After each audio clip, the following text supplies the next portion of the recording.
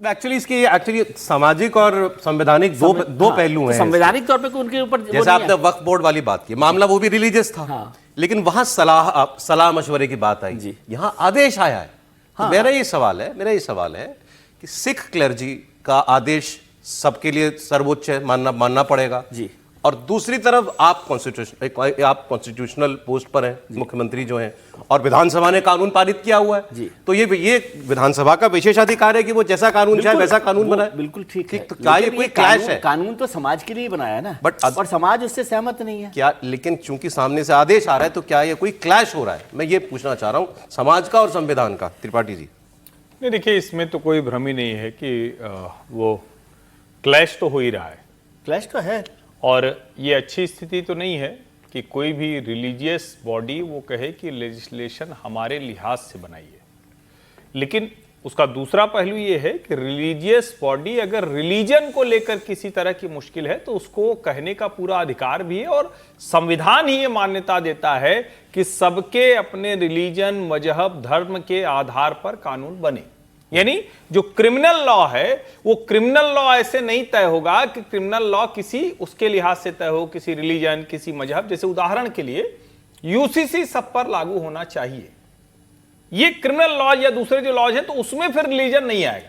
लेकिन कोई कैसे गुरुद्वारे में जाएगा, कैसे मस्जिद में जाएगा, कैसे मंदिर में जाएगा, कैसे चर्च में जाएगा, ये सरकार नहीं तय करेगी। ये दोनों का बड़ा क्लियर कट डिफरेंस है। अब एक चीज जो यहां आ रही है और जिसको राजनीतिक वजहों से अकाली दल तो मूल रूप से उससे जुड़ी ही है, तो वो करती है। हालांकि उनको भी तनख्वाह घोषित किया गया था।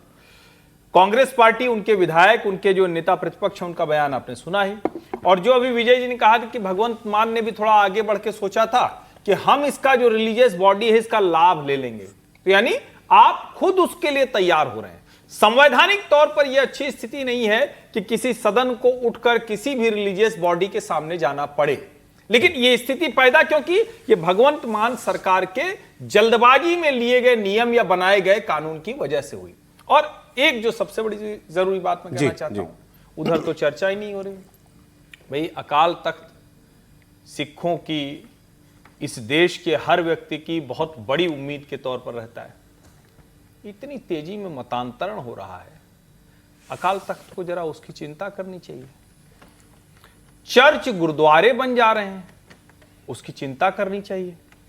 गुरुद्वारे चर्च बन जा रहे हैं, दोनों ही, मतलब एक तरह से जो कन्वर्जन वाले हैं वो ये सब कर रहे हैं।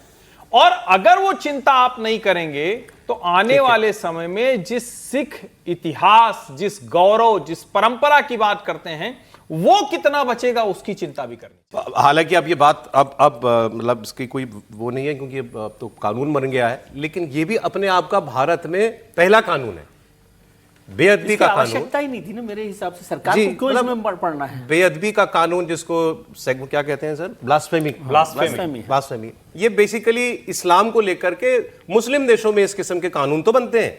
भारत में अब आज तक इसकी मांग करते रहे, इस मुस्लिम समाज से कई तबके इसकी मांग करते हैं कि ये होना चाहिए, और वो कहते हैं हर धर्म के लिए बेअदबी का कानून होना चाहिए। लेकिन ये बनाए इसलिए नहीं जाते क्योंकि इसके मिसयूज बहुत पाए जाते हैं और देशों के अंदर।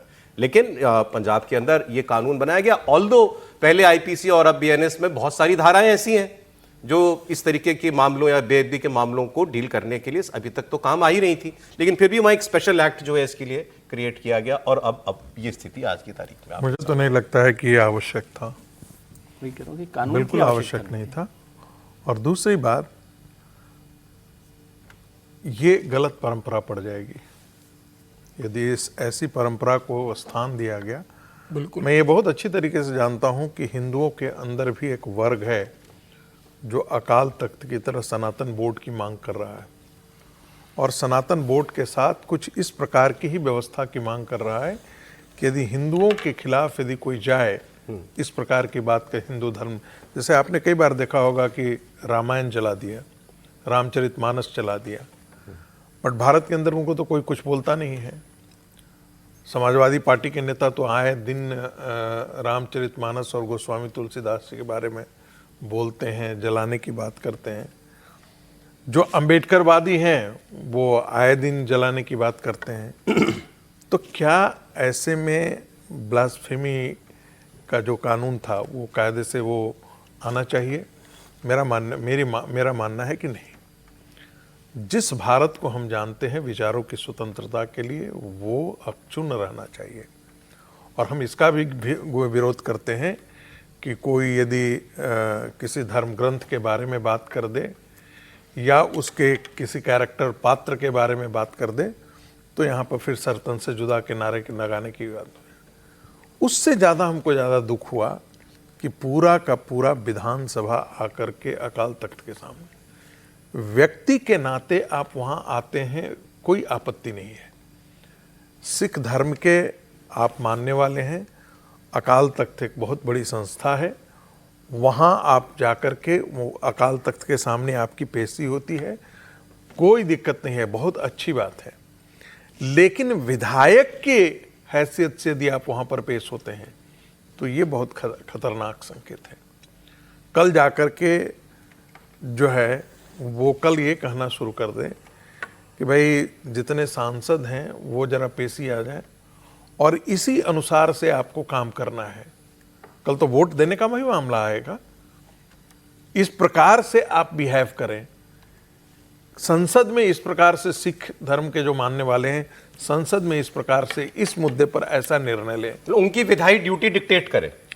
मैंने आप तो यही हुआ ना कि रिलीजियस बॉडी इज डिक्टेटिंग, तो ये तो एक खतरनाक है ना कि एक ऑल्दो जैसा सर ने कहा कि ये एक रिलीजियस इशू पर ही हुआ है। मैं कुछ भी हो, मैं कल जाकर के कोई शंकराचार्य इस देश में बुलाना शुरू कर दे तो कोई मानेगा? नहीं मानेगा, मानना भी नहीं चाहिए। ठीक है, आप धर्म के मामले में आप अपनी व्याख्या दे दीजिए, लेकिन धर्म के मामले में ये उदाहरण ठीक नहीं है जो आज जो बिल्कुल ठीक नहीं है। सर